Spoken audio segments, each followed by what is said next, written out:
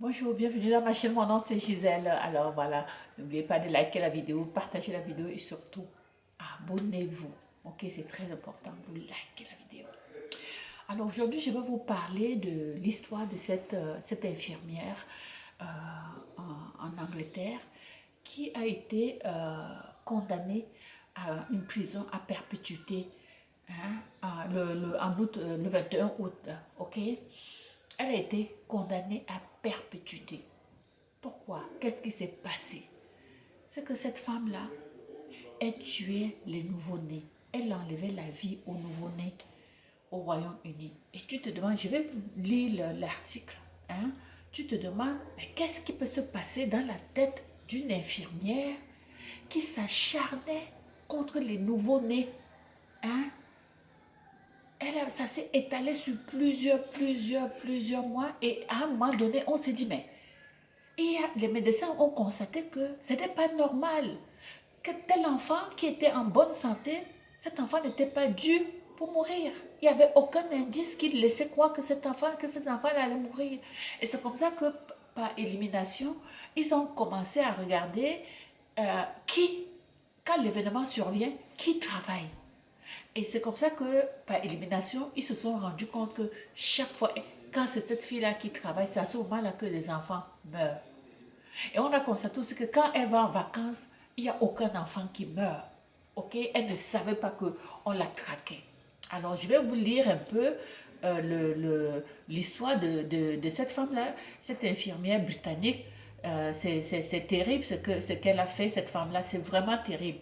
Alors, elle est une infirmière en plus. Comment vous pouvez imaginer? Hein?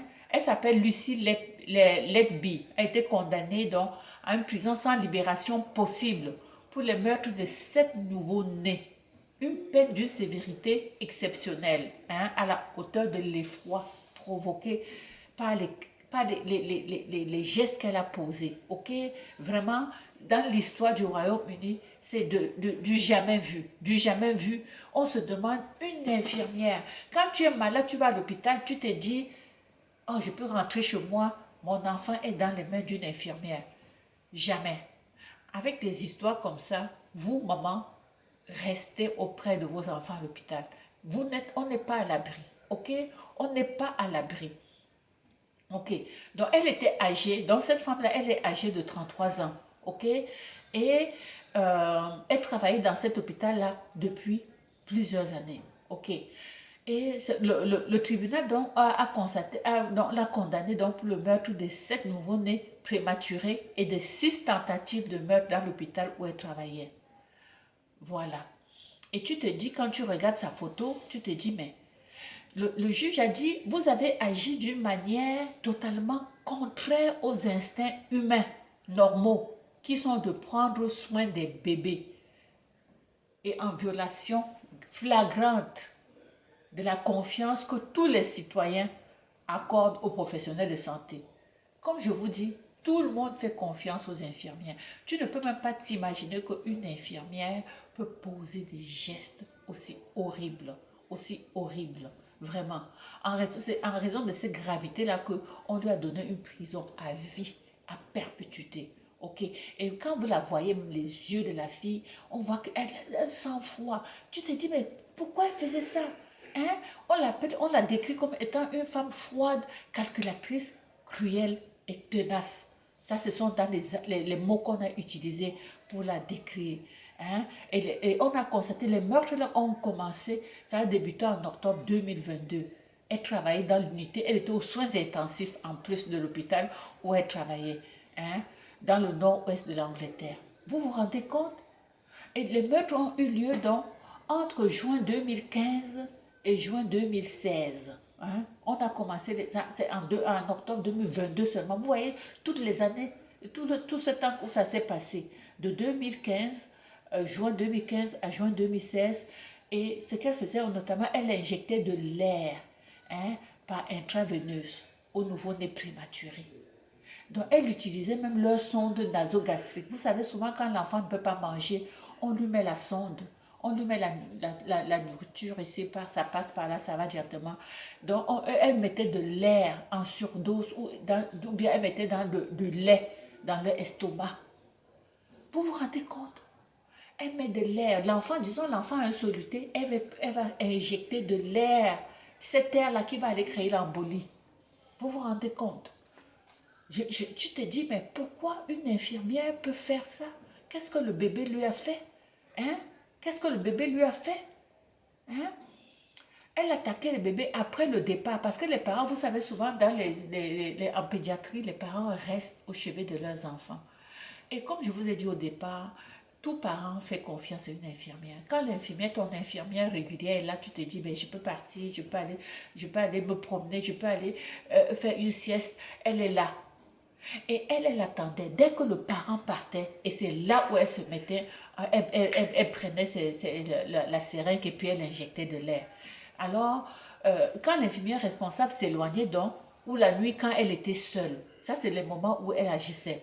Elle se joignait ensuite, lorsqu'elle avait commis cet acte-là, elle se joignait parfois aux efforts collectifs. Donc, vous savez, souvent, quand l'enfant, vous êtes à l'hôpital, après ça, vous tombez dans un état critique, tout le monde vient pour donner un coup de main. Elle aussi, elle allait donner un coup de main, alors qu'elle sait ce qu'elle a fait. Ok?